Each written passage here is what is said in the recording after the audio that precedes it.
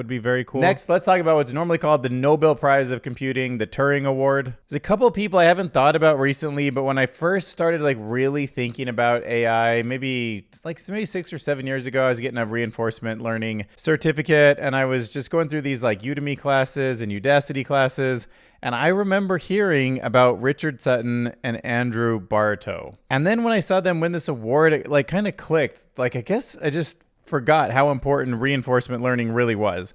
And their actual work dates all the way back to the 1980s. They're the two that really laid the foundation for reinforcement learning. And you'll always hear people talking about gradient descent, thinking about sort of a multidimensional landscape as sort of a bunch of mountains, and how you navigate that policy by like jumping to different parts or getting caught in like a local minima. It was their temporal difference learning and policy gradient methods that really shaped that first whole generation of AI applications. From robotics to game playing AI like AlphaGo. They wrote a textbook that was called Reinforcement Learning: An Introduction, and it remains one of the field's gold standard books. And it's just like one of those names you should probably know about if you don't. So it's cool to see them get an award like this. So I wanted to highlight a YouTube video that was uploaded by Timothy Kane. It was called Having Fun with AI, and it was just kind of like lighthearted and inspiring, and I just kind of needed, I think, a video.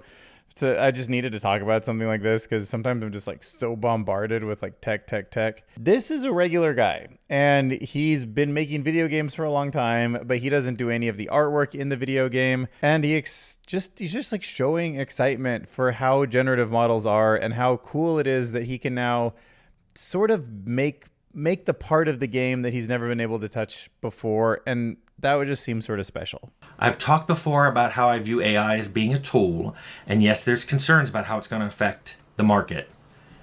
But I have never been able to do art, so I started playing around with Meta AI.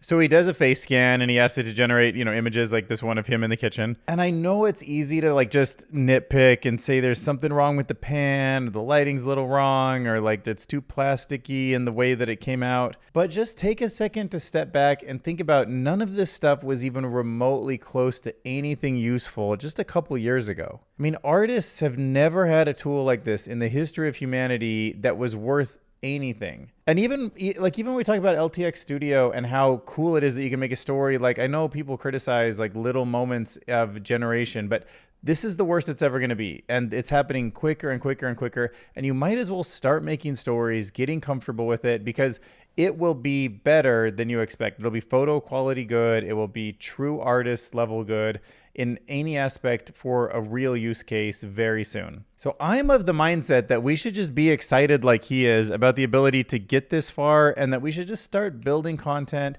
getting familiar with it. And then by the time you've built like any kind of a system or kind of enjoyment out of some kind of a hobby that's around generating images and AI, like it'll be to the level that you need it to be. Started looking at it and what am I doing?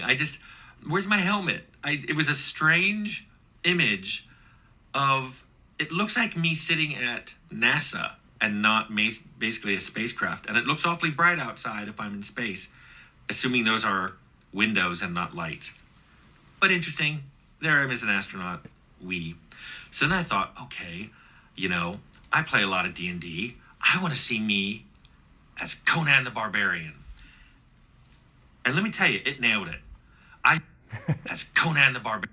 And like for all the problems when he puts himself in space, like the oxygen issue that's going on right here and the sun coming through the windows, it does make him a really good Conan the Barbarian. Look at his reaction. He's so happy.